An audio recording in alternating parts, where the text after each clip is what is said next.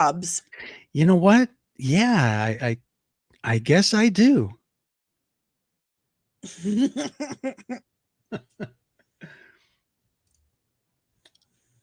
It's a weakness I have. Apparently. Absolutely. So, hold on a second. We're live. We are live. And hello, everybody. Dani, how's it going? It's going. Everyone has to tell me how much they like my hair because I had a panic attack about it. So that's why I have the hat on. Thank you very much. Oh no, what are you drinking, Dani? Some Shard that Okay. I experienced a really awesome parenting moment. I have a 21-year-old child. Well, technically I have two 21-year-old children, but one is here. So I was like, "Hey, I'm busy. Here's my card." And he said, "No, I'll get it for you." He bought me Chardonnay. And I Very didn't have to nice. go get it. He just went and got it. Thank you, Very Patrick. nice. Yeah. We were just Dan Madsen and I were just talking about parenthood before we started rolling. But absolutely. So let's say hello to some of the folks in the chat. We got Andrew. Howdy, Hey, Andrew. We got Ubaldo. Thank you very much for stopping by. Skywalker's Academy. Here, I'm going to put this one up because it's got all of our names. Woohoo. And this was before you showed up. But rest assured, there you are. Just FYI, Ro originally sent me the wrong link. So I think I did. Yeah. So Patrick, hello, Patrick. We have a Star Trek actor in the house. Hey, Dave. What is going on? And our friends, some more Red 5 Network peeps. What's up, Scarif? And how is everyone in the chat? The Science Fictionary. This is Andrew number 1. And as we acquire more Andrews, they will come into the ranking. So he is Andrew Prime. Used and Abused is in the house. Is it live or is it Memorex? It is absolutely live. But we have a wonderful hangout. I want to say it's an exclusive hangout with Dan Madsen and Kyle Newman. They're going to come on in a few minutes. They're going to talk to us about, they're going to share some secret sauce, some secret stuff about maybe some projects that we might be able to check out in the near future. So that's going to be a lot of fun. And obviously next month is a wonderful anniversary. We are going to be enjoying, at least on this show, we're going to be enjoying 4 episodes. We're going to be talking about the 25th anniversary of Star Wars Episode 1, The Phantom Menace, as you see by my hat here. And a quarter of a century. Does that make you feel old? Yes. I forgot to turn him on. It does. I'm going to have to turn the mode off though. I was pregnant with my first son when I went to see Phantom Menace. So that also reminds me that I have a 25-year-old child. Wow. 25 years. And I actually, episode 1 has a wonderful place in my heart. I live in Chicago, as everybody knows. I went to Los Angeles to see it. I usually like to travel to like the suburbs to a nice theater. Well, this time I flew to a nice theater. I hung out with the rest of the fans at Grauman's Chinese Theater for 2 nights, and it was an amazing experience. So that is always the crowning jewel of some of my fandom experience. Obviously 2019 was another one. Star Wars Celebration came to Chicago. We had a lot of fun. That's when we started the podcast. So Star Wars Episode 1, we're going to be talking about that tonight as well. But just a reminder that it is celebrating 25 years of Star Wars goodness. So it is amazing. Dani, before we start, you got anything else to say before we push some buttons and bring our guests on? Well, I want to say thank you to everyone. Pardon me. I had knee surgery last week, and I have gotten so many messages from followers, subscribers, friends. Sure. It's been really awesome. You guys made me feel super, super loved. So thank you. Thank you for that a whole lot. Oh, that's so nice. All right. Excellent. Without further ado, let's push some buttons. Let's refill our drinks. Remember to tip generously. Just have it handy. I wish you can choose though. This podcast is a member of the Red 5 Network. For more Red 5 Network podcasts and content creators, visit bio.link/Red5.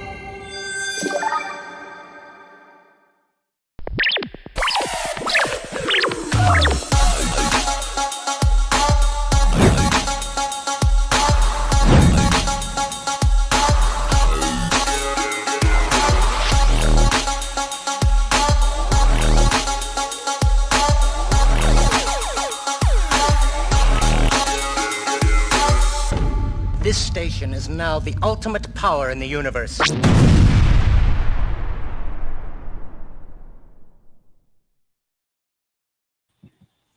Guys, it is Saturday, and welcome to the Scarif Scuttlebutt Podcast. I am Ro, your friendly neighborhood Scuttlebuddy.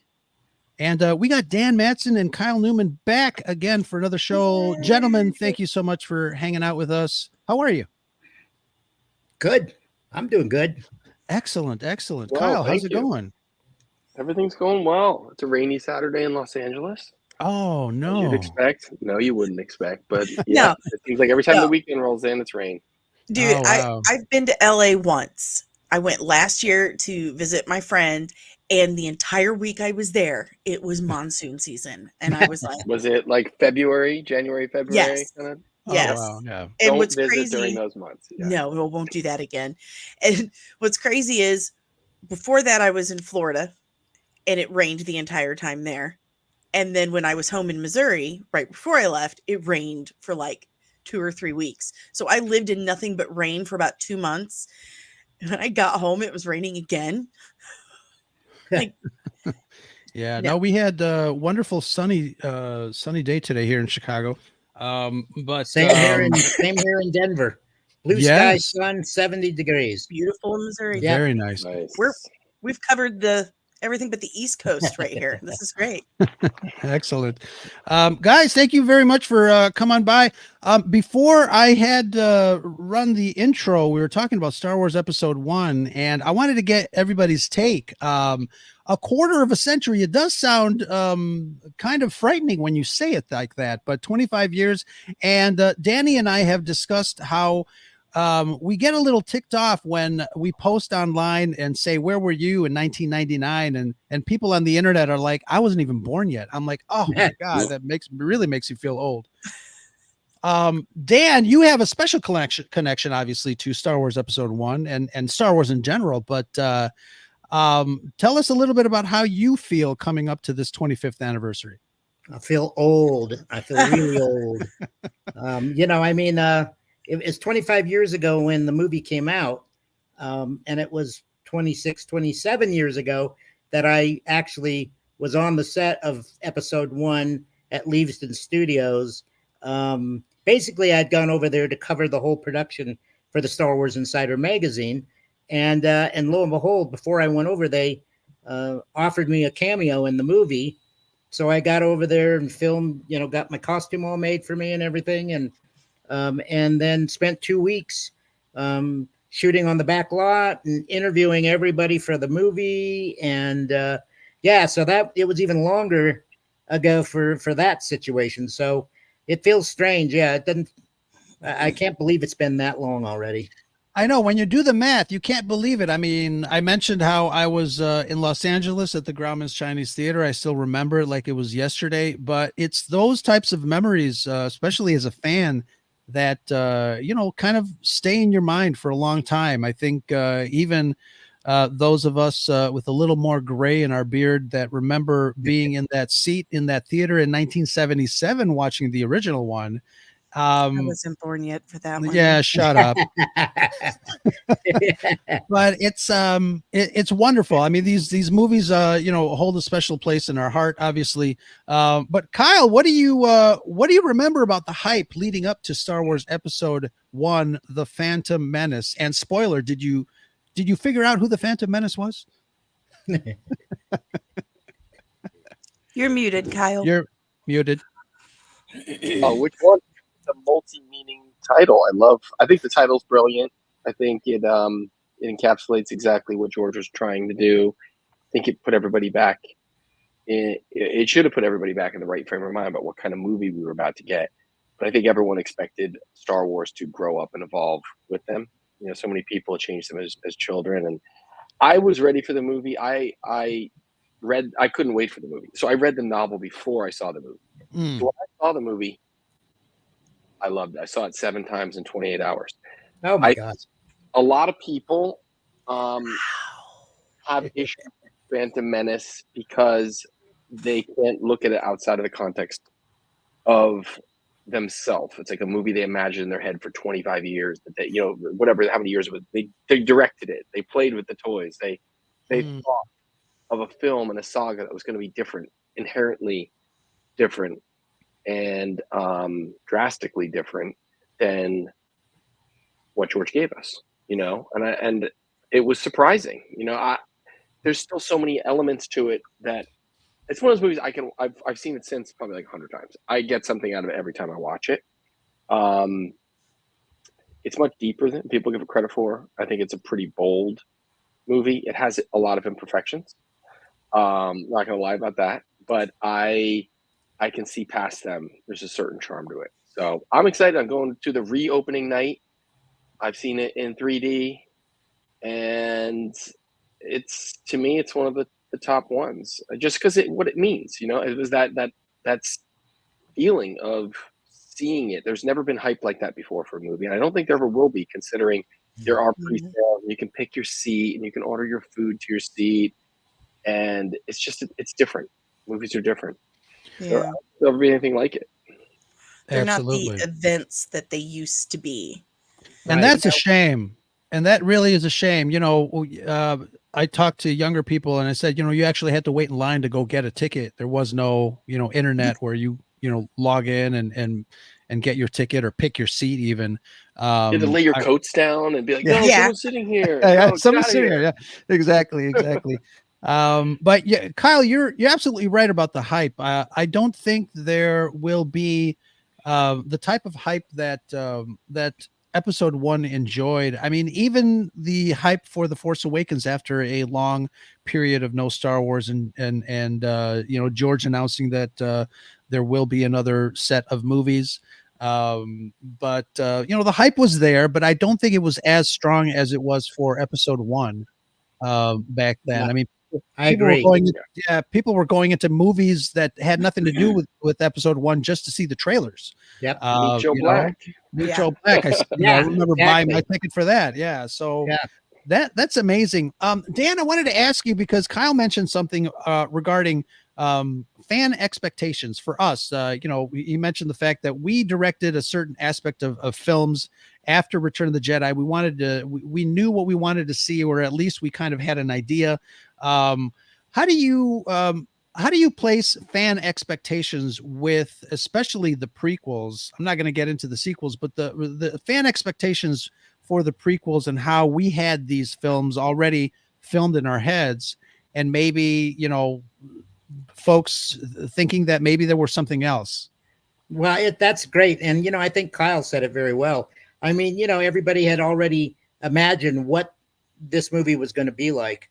So, when they got in there and it wasn't quite what they had expected, it certainly, there was a lot of fans disappointed. There's a lot of fans upset, but there's a lot of fans that loved it too. And the critics, trashed it. I mean, they didn't like it at all. It was painful to watch. I mean, I had taken over running the official Lucasfilm fan club in 1987. And during that time I had covered, there was no Star Wars. So I had covered Indiana Jones and Willow and such. And then one time I got a call from Lucasfilm. They said, George is finally getting started on the prequels. And so I was privileged. I got to go out to Skywalker Ranch. I got to read the script before the movie ever came out. I was on the set, got to do all of that, see the movie, and see, probably 15 minutes of the movie. And so I was really excited. But, running the official Star Wars fan club at this time, and I've often said this, there was no better time to be a Star Wars fan than that time coming right up to episode 1. Everybody was so excited. They were so hungry. The anticipation for a new Star Wars movie was just absolutely rabid. And running the official Star Wars fan club, we had not only the fan club, but the official magazine, the Star Wars Insider. And then we were doing the official Star Wars store on StarWars.com. So we really, Denver, where my company was based, we really had, we were Star Wars Central at that point. And then we ran Celebration 1 here in Denver in 1999. So, and 2 weeks before the movie opened. So it was, I'd never experienced anything like it, Ro and Dani. It was just, the excitement and the anticipation was, you could just feel it. It was intense. Yeah, those absolutely. were halcyon days. I would say that moment in time. Yep, you're right, Kyle. Absolutely right. The time between special editions and when those movies came out was like nothing else for any fandom ever. And it cannot be emulated because, I don't think you can name a franchise that's even out there where you think it could go away for 15, 18 years and come back with that type of resurgent potency. Star Wars almost became a cult film, but then George cleverly let it drift off, and then special editions, it cultivated something in the air in this fandom, and then suddenly it was like when those movies came, it was like the second coming. It was crazy. It's just and with that much hype means that there are going to be those detractors, are going to be those haters, and it's not a movie for everyone. And I do miss Star Wars. I think there's a lot of people that yearn for it now, considering where things are at with Disney and Lucasfilm, that they want big ideas, big myths, the Chosen One, the Son of Sons, Herculean type myths, virgin births. It's like big stuff. And I know it just feels like episodic, small, safe, MacGuffin-y, just keep passing the baton. There's no big swings. No. It doesn't have balls. I don't know what to say. It's just, it's good. It's fine. But it's not like George took risks. Yeah. And that was the other thing. And this is the guy who made THX, American Graffiti, and Star Wars. And they're like 3 of the greatest American films ever made. And there's people that are out there making fun of George Lucas, criticizing him. Maybe you don't get how brilliant he is. That's the other way to look at it is, Matrix contaminated it. Everyone thought, Luke Skywalker or Anakin was going to drift backwards, and we all expected it to adopt a certain modern style. George is not going to mess with that. He's go screw yourself. He's going to make his movie, So, and in cinema, filmmakers have been trying to recapture that ever since. They're trying to duplicate it ever since. You're right. There's never been a moment like the build up to episode 1. And ever since, we see it with Marvel, even with Star Trek, they're trying to recreate that, but it's already been done. Yeah. There was no Avatar Con in Denver. No. Last time I checked. No. Right? Yeah. It's not happening. Yeah. No one's going to Hunger Game Con. Sure. No one's going to Dune Con. They might, but it's not like celebration. I would go to Dune Con. It's not it's cool, but it's not at the level. No, absolutely not. It's kind of like, there's only one Beatles. Yeah. Sure. There's only one Star Wars. One Michael Jordan. That's a little sadness in fandom right now. That's what's a little sadness, is because Star Wars, it isn't living up to that right now. You go see Dune, and some of the new Star Wars feels like Power Rangers compared to Dune too. You're like, you're yearning for Star Wars to get back on the horse again and be like, no, we're the top, and ride off and they have come right out to say they're going to stop taking risks. Like, wait, you've been taking risks? Right. That's unfortunate. Yeah. It is, and I call that secret element, I call that the Lucasian element, that Lucasian touch. I think George Lucas really had a kind of a connection to what makes something like that work. And obviously his background in his what do you call it, the anthropology, and his interest in Steeped in the mythology. the mythology of everything. I think that's what makes, besides the laser swords and spaceships, I think the connection, it is that primordial spiritual connection that we have with the universe. Not to get overly dramatic, but I think that's a big part of why Star Wars works the way it works. The mysticism, the spirituality, that's my favorite part of Star Wars. Yeah. And you and I have talked about this before, where I'm like, I really wish they would delve deeper into that, like just dive right in, because it's never really been deeply explored. It has in the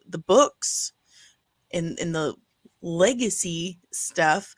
I mean, crack a book on the Mandalorian history. My gosh, right? That's some amazing detailed stuff.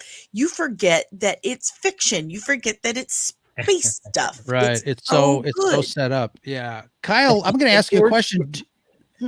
George did bring some quirkiness to it. Sorry. Absolutely. Because I agree with you. The myth and the religion, that was something special. His adoration for samurai films and westerns and all that. But he did bring it was like a flippant quirkiness. You look at the Terry character, like crashing his moped in American Graffiti. There's goofy, weird stuff that he does. And I don't think other people are in sync with that. They take it either way too seriously, or they don't take the time to. I think people think they know what Star Wars is. When someone does when Billy D. Williams goes on a talk show and he does Billy D. Williams, he even forgets what Lando was. He does a parody, and there's a lot of people forget, go back to the source and really study what it was, and then you're going to get to the essence of what made it, what George's storytelling was, then move forward. Right now, we're making a copy of a copy of a copy. Yes. Sure. And we got to go back to the roots. Down. Yeah. Yes. Have you guys heard the Freddie Prinze Jr. rant where he's talking about Star Wars is for kids. There's no such thing as Grey Jedi. I've talked to George Lucas myself, and Star Wars is for kids, and you guys need to grow up. And I just wanted to be how are you in Star Wars and you just don't seem to get it at all? Kyle, I was going to mention the American Graffiti thing that you mentioned. I read somewhere that was an error, and then the actor kind of stopped after the fact, and then since nobody said cut, he just kept going, and then George left it in there. Yeah, I mean that's a good thing when he sees it. That's the documentarian aspect of George. Yes, absolutely. He's there to set something up, explore, and capture it. He's not a heavy manipulator. Mm-hmm. I mean, I met him I don't know him that well, but I would say until he gets into the edit room. From him. I was going to say until he's not a heavy manipulator until he gets into the editing room.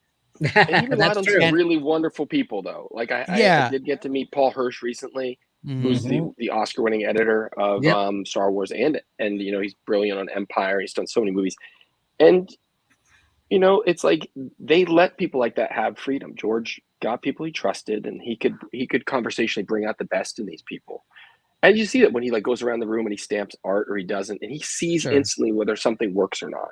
I think we missed that stamp. Different. Yeah. I think we missed that stamp of approval when he would go around and said, yes, this is good, reject this one. I think I particularly miss that aspect of George's filtering process, because I look at some of the stuff now, I'm like, I don't think that would have passed.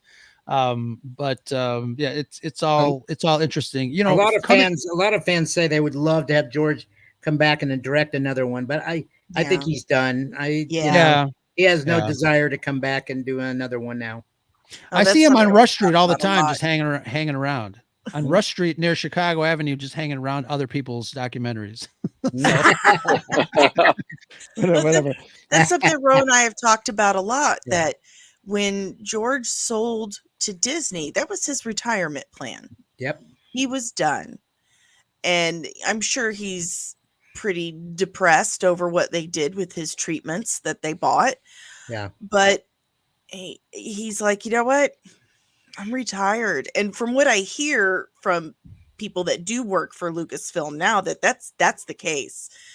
Sometimes Filoni will actually get frustrated that he can't get George to help with anything. He's like, well, he's retired.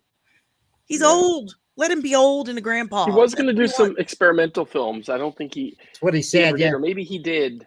He said his heart is in his art museum in L.A. now. That's where he's spending a lot of his concentration. Yeah, and his grandbabies. You know, absolutely. But yeah, that's his baby. And he does have he has a young child too. Yeah, he has a young son. Oh yeah, he loves kids. Every time I pass by that site, I curse the friends of the park that stopped the George Lucas Museum from coming here to Chicago. I know. What a stupid travesty that was. They blocked it in San Francisco too, correct? Do they not realize how many nerds live in the Midwest? All of them. Yeah. I know. I think they misconstrued what the purpose of the museum is. Like narrative arts, it's not a film museum. It is it's looking at illustrative storytelling, and you're talking about like Maxfield Parrish and Rockwell, and there's just the stuff he collects is pretty impressive, and he's just a smart, tasteful guy. It's really a study of an American art form. You know, it's much more than what people think that it is going to be. It's culture. It's American culture. It is. Sure. And George is such an art fanatic. I mean, you know, when you visit his office, there's Maxfield Parrish originals and Norman Rockwell originals, and there's all kinds of amazing art that he absolutely loves and adores. And it makes complete sense for him to be launching this museum. Yeah, absolutely. Dan, you mentioned Star Wars Celebration 1, and I heard it was a little soggy. Not a little, a lot. No.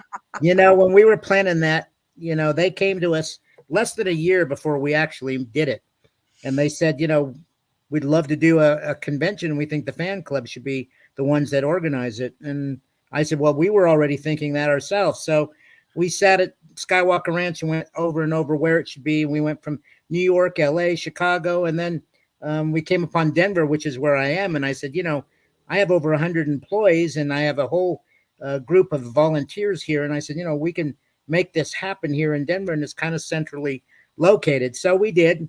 We decided to do it here in Denver. By the time we were able to really get it confirmed, the Colorado Convention Center was already booked. We couldn't get it in there. So we found the Wings Over the Rockies Air and Space Museum, which was a huge hangar, ex-hangar of the Air Force, all kinds of neat, cool fighter jets and things in there. And they liked the idea of combining the future with, you know, fantasy with reality and such. And so we knew we were going to have to build a couple of big tents, circus-like tents outside to do the main stages on. And yeah, you know, as we were getting closer and closer, I kept seeing the weather forecast. I had no idea, though, that on that weekend we would have the worst rain in 100 years. And it was, I mean, it just solid Friday and Saturday, just solid nonstop rain all day, all night. And, you know, the fans, they were such troopers. I mean, they stuck through it. And Anthony Daniels would go out when they're standing in line to get on the main stage with an umbrella, and he'd go down the whole line talking to everybody and shaking their hands and thanking them for, you know, waiting in the rain to get into the main arena. And wonderful. He is such an amazing guy to work with. And he came out 2 weeks before the event and spent that time helping me get the whole thing developed. And he came to my office, and we had about 50 people working the phones at that time, taking orders for Star Wars and Star Trek. And Anthony was so funny because he would occasionally, with the Star Wars call, he would ask the person to get out of the chair, and he'd get on there and he'd take the person's order. And after he got done, he said, "Do you know who this is?" And they're like, "No." And he goes, "Well, this is Anthony Daniels." He said, "I noticed." How can you not know that voice? I said, "I noticed you didn't order any C-3PO items." And then he'd have a whole conversation with them. You know, it was cool, the kind of stuff he would do. But yeah, it was every morning I'd get up and I'd look out the window and I'd be like, "Oh dear God, it's just solid rain," you know.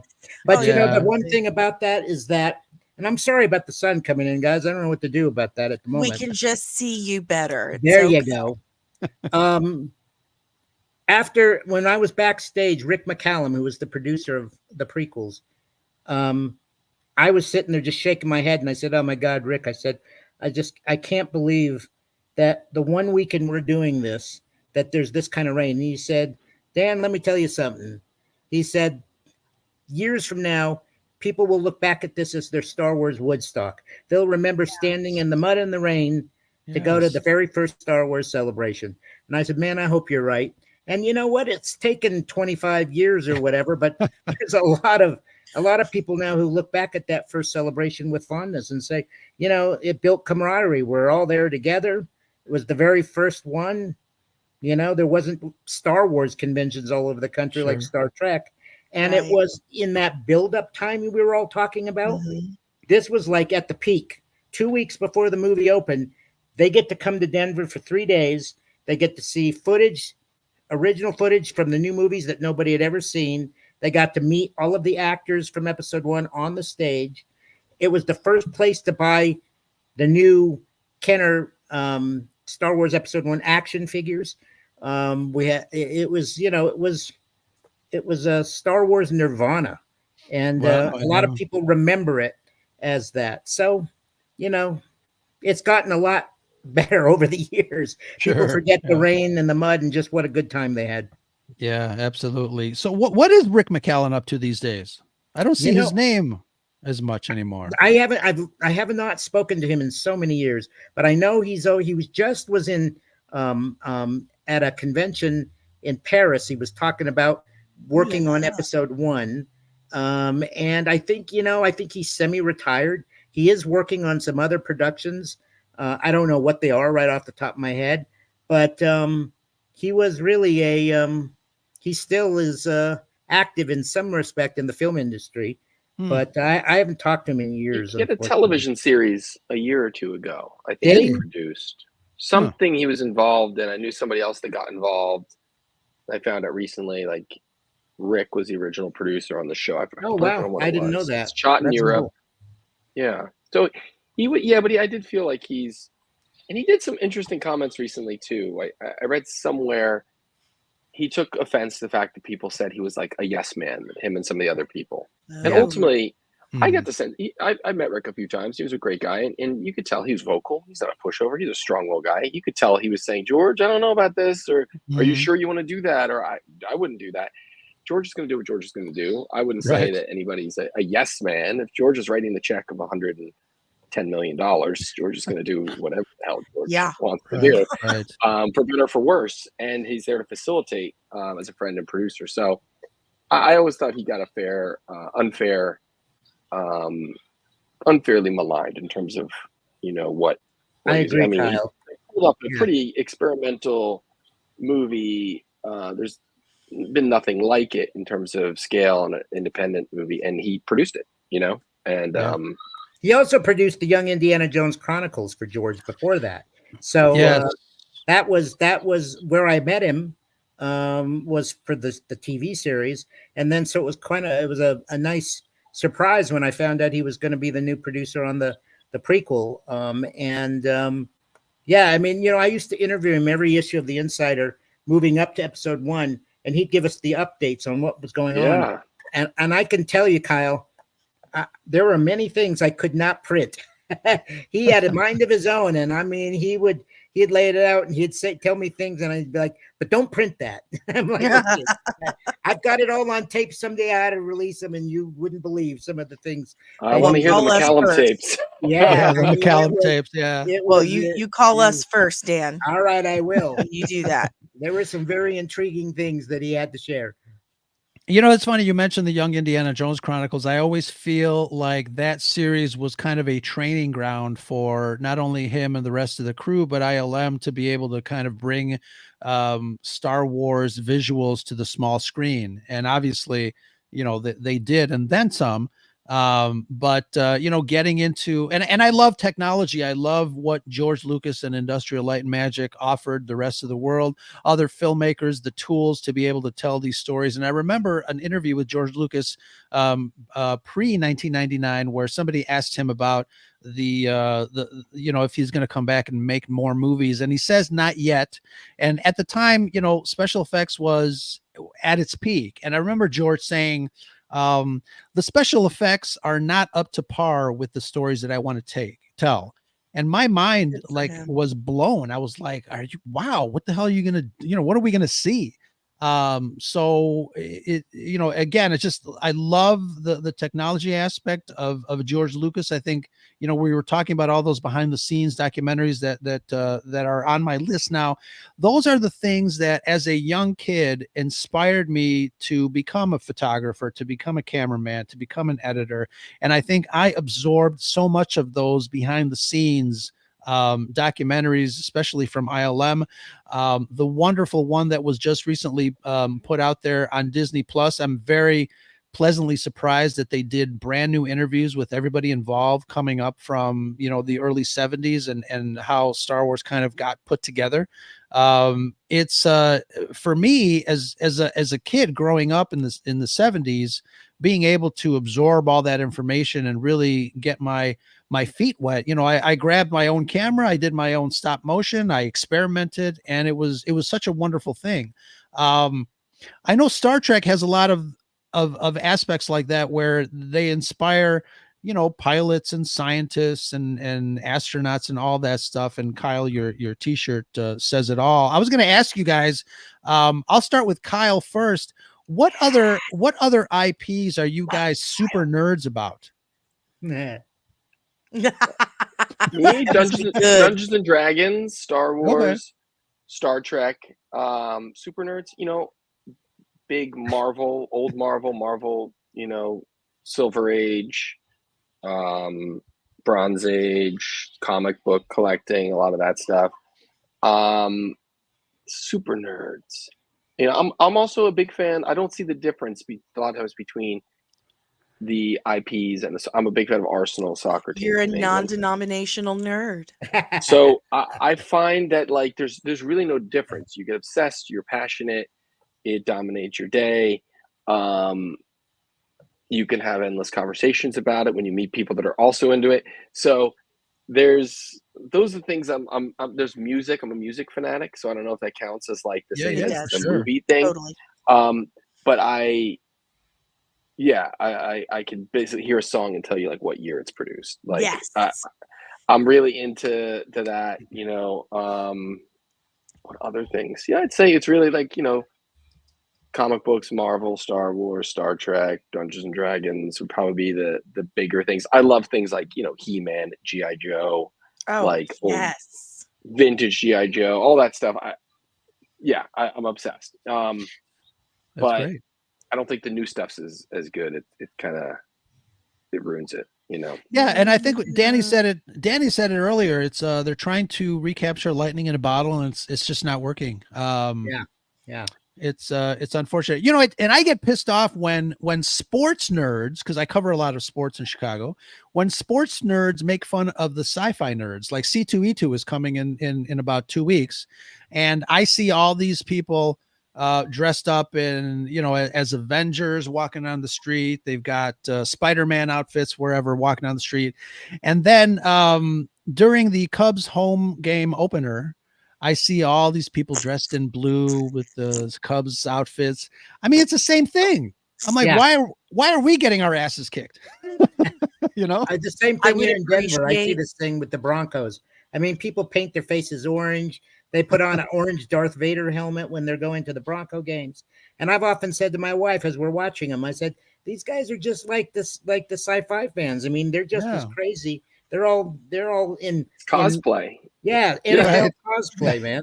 And Ro, I will thank you not to continue to not use that blasphemous language in my presence. The C word. You said lightning in a bottle too.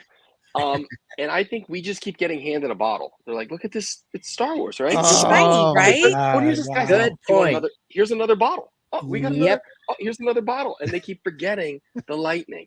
Oh wow! Yeah. Which is the myth and the magic. We keep getting now. It's like procedural sci-fi. It's like stop. It's fantasy. It's fairy tale.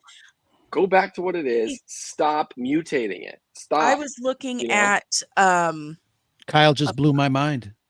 I was looking at a movie release slate for the next few years, and it's all reboots or sequels to reboots.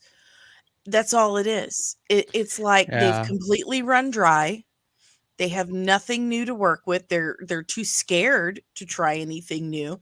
So they just keep recycling the same stories over and over again. And you're going to get something new soon. Now, I work in Hollywood. The only thing they want now is AAA games. They only want to take games and turn them into movies now. So they're not movie remakes. They're just big games that have already been played for 20 years, or they have all this IP and there's all these cutscenes, and they want to turn, as you see with Fallout this week, now that's their new thing, is just games. So unless it's like AAA, they don't want to touch it. Even board game. Didn't I see something about a Monopoly movie? Yeah. Right. So Margot Robbie, coming off the heels, pun intended, of the Barbie film, she's producing not only a Monopoly film, but also The Sims. And I've been playing that stupid game since 1999. And I'm here to tell you that if we don't have Katy Perry singing one of her hits in Simlish, okay. If you play The Sims, that was hilarious. Yes. I don't want to move forward and I forget Dan regarding other super nerdom. What else are you into? Well, definitely Star Trek. My career started with Star Trek. Yeah. Yes. Yay! I started out with Star Trek. Did a fan club after the first movie came out. Got to become friends with Gene Roddenberry, and he led me to the Paramount licensing people, which led me to become the official Star Trek fan club. And over the years, it just grew and grew and grew. And it was because of Star Trek that Lucasfilm saw what I was doing and said, "Hey, let's have you do this for us too." So nice. Star Trek is definitely, it was my beginning. And to be honest, I'm still an original series fan because I grew up with Star Trek. It's very special to me. It really kind of got me on to believing in myself, and the other one, Next Generation, I like, but after that, and the new ones, I'm just not as much. Strange New Worlds is good, and I like that, but it's the others just never have caught my attention. The other one I'm a fan of is X-Files. I love the X-Files. Oh yes, I love the X-Files. Is one of my favorite They're shows. rebooting that too.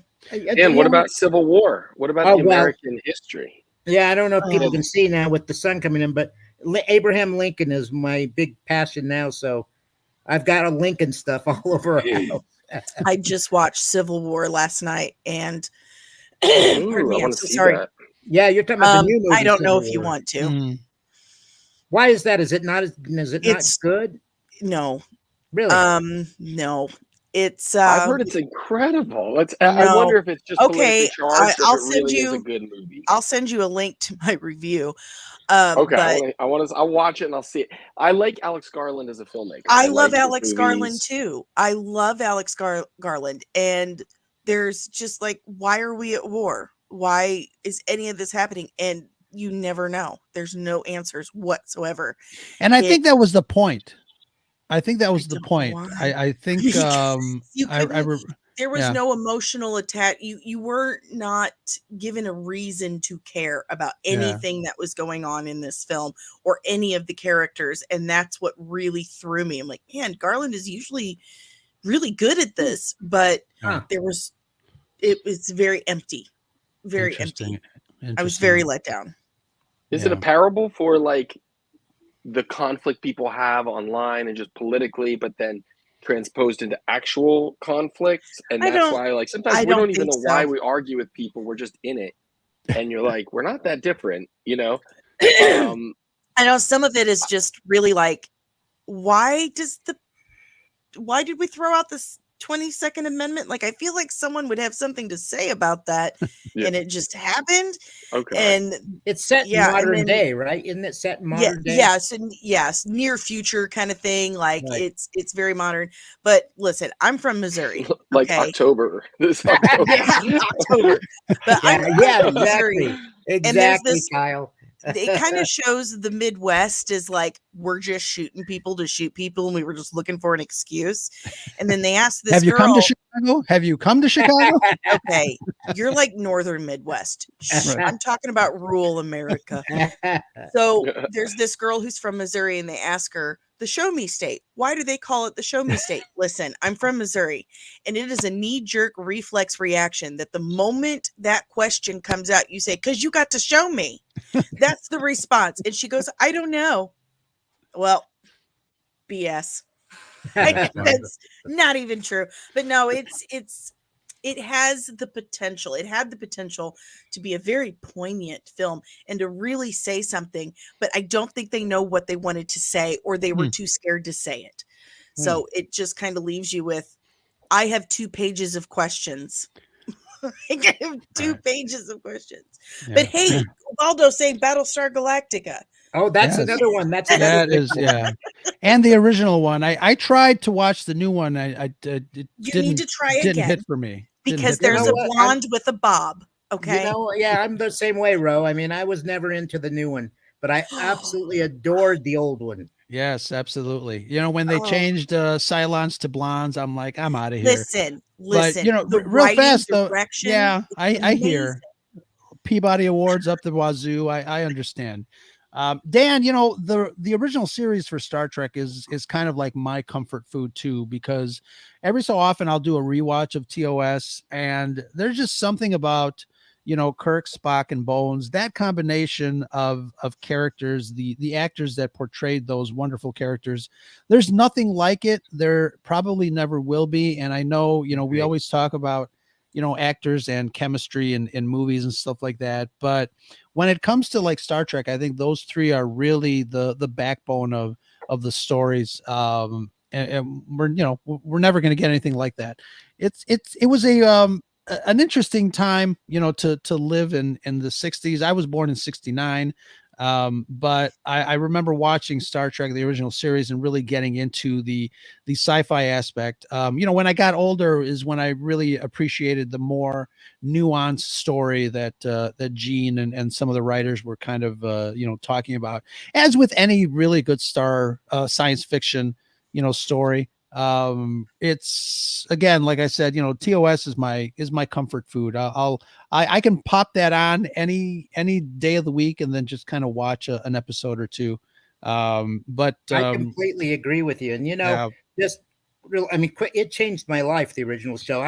Many people may not know this, but I'm a little person. I'm only about 4'2" tall. And I was walking home from junior high when I was a kid, and there were a couple of kids walking home with me, and they were making fun of me and laughing and calling me shrimp. And it really, upset me. And I started crying, and I got to the front door, and I came in the house, and my brother was watching TV, and I'd never watched Star Trek before. And I sat down on the couch to watch it with him. And lo and behold, I think it was, fate, be honest, the episode Plato's Stepchildren, which had an incredible actor named Michael Dunn, played a character named Alexander. And he was a little person, and he was being, basically the Plutonians that were on the planet, they had special magical powers based on what they would eat. But because of his dwarfism, it didn't work on him. But at any rate, I'm sitting there with tears still in my eyes, and I'm watching this show, which I'd never seen before. And all of a sudden, I noticed this little guy, and I thought, damn, he even looks like me. Mm-hmm. And there's this one moment in that episode when he looks up at Captain Kirk and he says, "What's it like where you come from?" And Kirk looks at him and says, "Alexander, where I come from, size, shape, or color makes no difference." And I kid you guys not, it's like a light bulb went off in my head. And I'm like, oh my God, wouldn't I love to be in that world? Mm-hmm. And at the end, Alexander gets to beam up to the Enterprise with him. And that moment made me a diehard Star Trek fan. And I never looked back after that. And one of the great joys of my life is I got to interview William Shatner many times. But I went out to LA and I sat down and we were talking and I told him that very story. And he had tears in his eyes. And he says, in his way, he goes, "Oh my God, Dan." He goes, "I got goosebumps, And so after that, he wrote a book about Star Trek fans called Get a Life. Right. And he devoted an entire chapter to the story that I had, which was really, so it's kind of like it all came full circle. Sure. Dan, I have to tell you, like when Ro told me you were coming on the show, I got really excited. And I'm going to tell you why. Sure. I was born physically disabled myself. I do have a form of dwarfism. Really? Yes. It's called proximal femoral focal deficiency. Mine's from like my hips and my femur and stuff. But my legs were very uneven. I'm missing some parts. And now I require a little assembly. I have a prosthetic leg. And I grew up that way. I spent most of my childhood in Shriners Hospital for Children. Wow. And I fell in love with Star Trek for the exact same reasons. I was an inner city kid. I got picked on a lot because I was totally different. No one had seen anyone like me before. And, that kids will be kids, Kids will be kids. And I was born in 80. So the next generation I started watching the original series with my dad, but the next generation was really my jam. And there's Geordi, who's disabled. And he's part of the crew, and not just a part of the crew, he's integral. And his disability was almost like a superpower. He had the visor that had all the different frequencies and stuff he could see. But watching like Star Wars, Return of the Jedi, when they go to Endor and they had all the Ewoks and you had little furry teddy bears. You had Warwick Davis playing Wicket, and you feel connected in a way. You feel like you're a part of it. Like, oh, they're like me, and they're doing this stuff. You got to be in episode 1, and you got to show other kids like us that you can be in that world. That you look different, and these kids may pick on you, but you can play roles and stuff that nobody else can.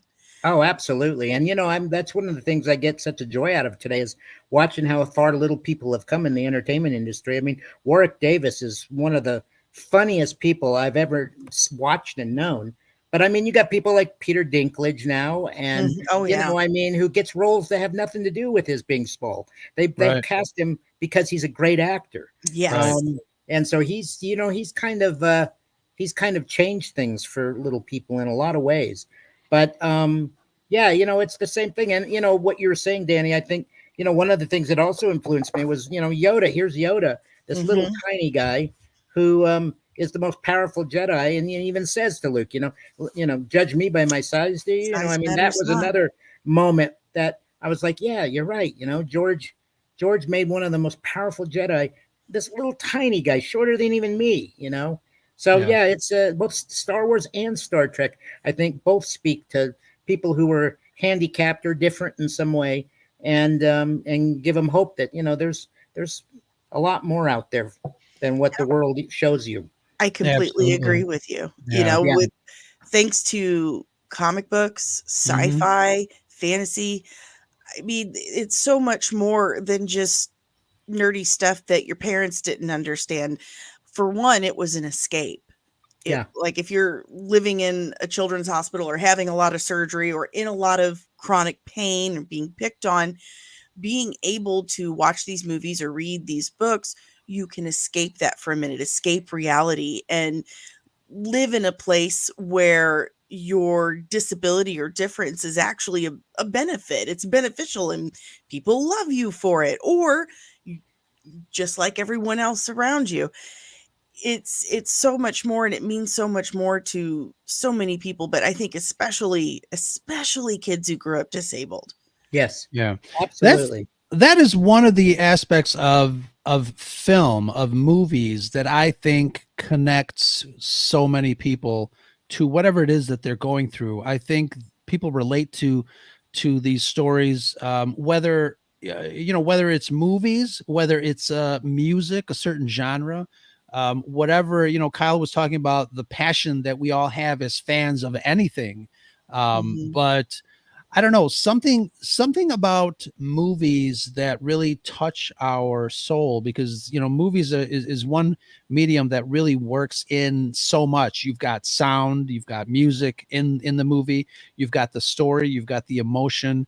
It really encompasses a lot of aspects of who we are, and I think we pick up on it, whether it's subconsciously or not. But I think it's wonderful to be able to connect with movies in a way that changes your life. And obviously, Star Wars and Star Trek, two of the biggest IPs out there, have been responsible for doing that for a lot of people. I think it's fantastic. I love hearing all those stories of how people connect with these IPs.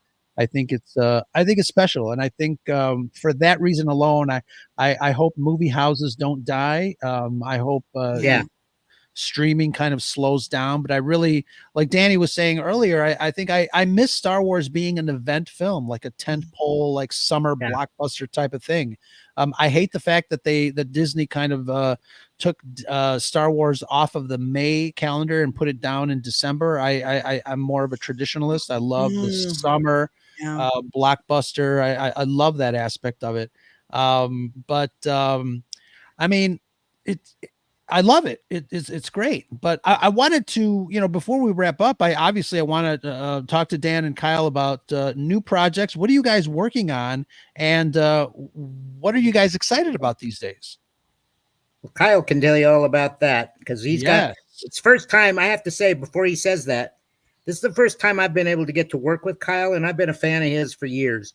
Fanboys is one of my favorite movies of all time. And so I've always, thank you. Well, I'm being honest. I love Fanboys. And so, the opportunity to get to work with Kyle is one of the great things about this new venture that I'm working with him on. So go ahead, Kyle. Yeah. And every time I would see Dan at an event, it just make me so happy. He's one of my favorite people to chat with. He's infectious, his love for the same stuff. He's been such like a great ambassador for Star Wars and Star Trek, really at the forefront of both, as like the first fan, and in so many ways it's just been great. So I remember reading, Star Wars Insider, reading, the old Lucasfilm magazine, those sad days when they're like, there's going to be no more magazine. George is taking a break. I was like, no. And I just remember Dan from being like this guy that galvanized the fans. And so when I heard that Dan was getting involved in this thing that we were doing, it made me really thrilled, because it made so much sense. So what we're doing a company called Pop Culture Coffee. And Pop Culture Coffee is, first and foremost, it's a great coffee company. It's roasted in the Pacific Northwest. It's organic. It's ethically sourced. Every time it's flavored, it's naturally flavored, and it is just awesome. I mean, it's great. There's a cold brew as well, and so we're targeting fandoms we love. Star Trek, Ninja Turtles, Ghostbusters are the first three that are coming out, but there's more, and we're trying to find those parallels between the fandom, the experience. So it's not just about the movie. There's other dimensions to fandom. With Ninja Turtles, we're trying to really do mashups of flavors, hybrids, mutations, just like they would be. There's all these cool ways to explore it. In Star Trek, there's food. So much of Star Trek, they'll talk about food. They'll drink coffee. They have those elements. Are you going to make Ractigino? We are. Yes. Even in Ghostbusters, you have Stay Puft Marshmallow. I mean, we have a marshmallow flavored coffee, and there's another s'mores one coming, which is cool. There's a lot of fun stuff with it, and there's so many ways to explore it. We launched with a Captain's Choice and a Vulcan Vanilla, but we do have a Ractigino coming and a Coffee Black, which is tied to Janeway, who's an iconic I was gonna say drinker. You have to do some like Nebula coffee or something like that for Janeway. It's coming, and there's a Federation roast coming as well. And let me see, I'll leave it like This is not done and approved, but it's gonna look like, there's some cool stuff coming. Yeah, it's awesome. Well, if you're looking to And- sponsor any YouTubers, Look, this is I some will make Rockers, you add. Oh, I maybe am Rockers, learning Klingon. Okay, so I've there's been brushing cool up on my stuff Klingon coming. for weeks. So I will But do look a at full this. This is our- cosplay Klingon commercial for your coffee. Death chill. Oh, really? Oh, that's nice. amazing! Yeah, so we're doing this, and like with Ninja Turtles coming in May, there's going to be they've never really made products for the arcade game, which is legendary, the 4-person Oh yeah, stand-up arcade game as a classic. And so we're doing these 16-bit cold brews, which are like feature the sprites and the art from the original game. May is also the 40th anniversary of Ninja Turtles. This year was also the 40th anniversary of Ghostbusters. So it's like a ripe time for fandom. Star Trek, we're getting close on 60 years. And there's so much to mine within, the 13 films and 12 series. It's one of those, evergreen franchises. And like I said, all these characters have different tastes and, attributes. And we're trying to just find those connections. I wrote cookbooks for Dungeons and Dragons, and we turned the first one into a show. And I love cooking. I love food. I bought my love finding son those parallels. a Dungeons and Dragons cookbook for Christmas. Well, What's that was the name of Kyle. your book? Heroes Feast? Is it called Heroes Feast? Yes. That's my book. That's Kyle. Wow. There's a show. You can watch it on Freevee and Plex. They did Okay, well, I'm going to have to 21-hour send it episodes to of the you, show. and you have to sign it for him. But I love that. Of course. I love the lifestyle. Like, you like a movie, but what can you do beyond watching the movie? What are the other ways to experience and express your love for it? So we want to do hand-spun mugs. We want to get into other merchandise. Like I said, cold brews. We're going to do caffeinated water. There's going to be energy drinks. So you're going to drink this stuff anyway. Why not drink something that's absolutely organic, delicious, high quality? The motto is fuel your passion. So we're just getting started. We launched 3 weeks ago. It's popculturecoffee.com, and writing it down. You can go register. You get 10% off your first order right now. There's free shipping after, I think it's $60 something. There'll be a lot of cool things coming. Like I'll say, like with Ninja Turtles, you might get a 4-pack, and that might be the only way to get another character, and you get one of each. Yeah, one character, and it's fun, and that's a mystery flavor. So if you're adventurous, you might go for it. It's different. It's not like just going and ordering Pete's or Intelligentsia. It's just as good, but there's an element which is supports your fandom. That's awesome. I That's can awesome. genuinely say, I could genuinely say, guys, this is the first time I've ever been excited about a coffee brand. Cool. Well, that's good. What we want. Nice. And they're limited run. So we're doing small batch roasted. It's really well curated. Our roasting partner, you've been doing it since 1991. It's not like some fly by night operation. These people are tremendous, and they can, shape it to exactly what we want, the flavor palette, and they're unique, so it's not like it's just not going to be just your standard coffee. I make my own Klingon ridges and stuff because I'm that kind of nerd, and I do speak a little bit of Klingon. So I tell you what I'm gonna do, and my mind is already going like, okay, so I need to get some of the Klingon coffee, and then I need to do just a whole video in Klingon cosplay. Please do. Coffee. Speaking we'll Klingon. have the mug for you too to drink it out of. Well, I'm gonna need both of those things. Well, this would be go ahead, Dan. I was just gonna say, when Kyle and his partners came to me and we talked about it, I said 2 of my favorite things in the world, Star Trek and coffee. It wasn't hard to come on board and join them in this enterprise. Get it? That wasn't very clever, funny. But what the hell? Take credit for it. Well, we would love to host Pop Culture Coffee for ScarifCon 5, October 26th in Chicago, our podcast meetup event that we're having. But that would be amazing. That's awesome. We're gonna definitely check it out. Oh, I would love it if you guys tell us what you want. I want tell Klingon us coffee. what kind of coffee. Like, if fans have ideas, send us messages. We're on Instagram. Instagram's official Pop Culture Coffee, and let me see here. And what's the Twitter is Pop Culture Coffee, but without the second E at the end. And just say, you know what, I would love this, and we want to hear what fans want and think. And as we move forward, we're adding a lot of other IPs to the library, to the family, and there's going to be holiday blends. There's going to be all types of cool stuff. And like I said, there's the bags are also unique. The cans are really unique. It's limited edition art, so it's like once it's gone, it's gone. It's not like you can just I'll have it 10,000 bags. These wall. are small, 500 to maybe 1,500 max units. So that's it. Yeah. And there's collectible quality to it. So it's fun. It's different. The first product was pre-ordered, announced 3 weeks ago. Nothing's even shipped yet. It ships this week is the first products coming out of the factory. Wow. So it's pretty exciting. How exciting, guys. Yeah, very nice. It really is. And who are you guys using for you said the art is unique, custom? It's different. If you're an artist too and you want to get in on it, we're also going to be trying to collaborate with some artists that are fans in the community. This would make a great coffee label. Yeah. So we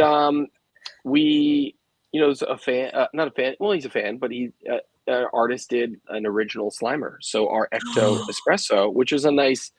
If you were in Ecto Cooler when you were a kid, the old high seat Ecto Cooler, then this is like the adult extension of that. Obviously, you're not selling coffee to kids. So this are going for properties that have adult fans or people who've grown up with it and now they're the adults. We're not doing Rugrats coffee. It's like it's an original Slimer he drew, and it's all really cool. So that's cool. Very nice. Very cool. Yeah. It's one of those things that I'd have to buy, 2 of each because I would have one to rock, one to stock. Right. One to rock, one to stock. Too cool. And, maybe a little Red 5 Network coffee. I know we all post our morning coffee mugs every so often, especially on Mondays. We'll get on Twitter and just get a shot of our mugs, holding mugs of coffee and say good morning. But that would be really cool. Beautiful. Too funny. Excellent. Before we take off, I want to know what Dan and Kyle's favorite part of Star Wars Episode 1 Phantom Menace is besides Dan's appearance. Dan, what about you? Oh, you ruined it for me. That's what I was going to say. What I was going to, I can say it because it was the first moment you see Darth Maul as those doors open. Yes. And he stands there and he puts that lightsaber out and all of a sudden, it comes from each end. Yeah. First time we'd ever seen a double lightsaber. And, I remember being in the theater and the audience just gasped, when they saw he had, blades coming out from each side. I mean, that was a very dramatic moment. It was a collective, oh, snap. Yep. Yeah. And I don't think any lightsaber battle has been matched in the intensity and awesomeness of that tail end of Episode 1. The music, everything. It was just beautiful. Perfect. And despite the fact that we were ruined with the soundtrack title that said Qui-Gon's demise. Yeah, I remember that. No!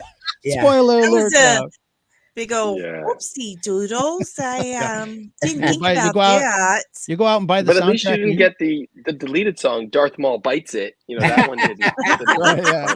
Right. Kyle, what about you? Your favorite part?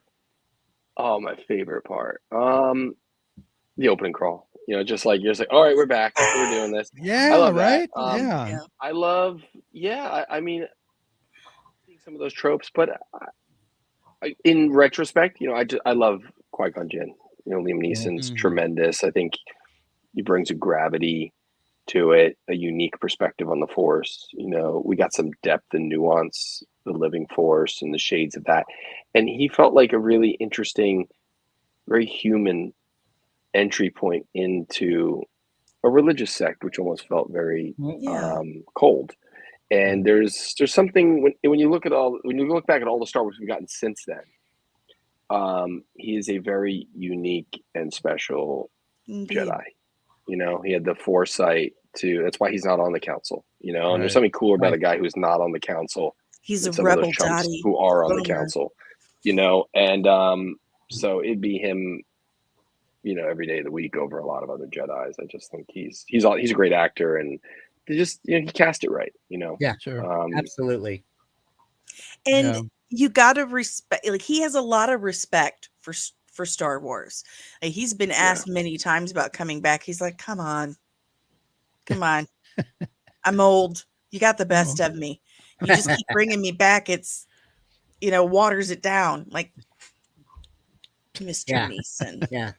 It's not He did come back. He did come back. Yeah, but not for very long. After Obi-Wan Kenobi, people were asking him, are you going to come back again and do this big thing, like have a bigger role, a more impactful? And he was like, I'm old. He did do Clone Wars. They did add a dimension to Qui-Gon in the Clone Wars. Right, they did. Yeah. Right, yeah. I guess that's enough. Maybe once more is the spirit. I would have ruining the point I was trying to make. I know, but if you get to the end of Rise of Skywalker, if they just would have had the spine, we don't speak to about put. that here. I like that movie. It's fine. If you just would have put the ghosts in the movie. It's okay. Yeah. Put the ghosts in the movie. Right. Why couldn't they do that? Yeah, I know. Like, if thousands of Jedis live in you, Miss Palpatine, then why do we only see the Skywalker? And not even all of them. Start with a chorus of voices, and then have a couple of the ones that are already in spirit form, the ones that have graduated. Not hard. We're waiting for the Kyle Newman remix then. Yeah, we're waiting for the Newman cut. I've said before, they'll probably never let me near anything because I'm too outspoken. That's too bad, because I've said before, Kyle's a great director. He understands Star Wars. He is. I swear to God, I think Kyle could make an amazing Star Wars movie. I wish that would happen, because I think I've got a trilogy and a standalone that I'm working on. So good for you. Excellent. I will show them to the world one day. Excellent. Great.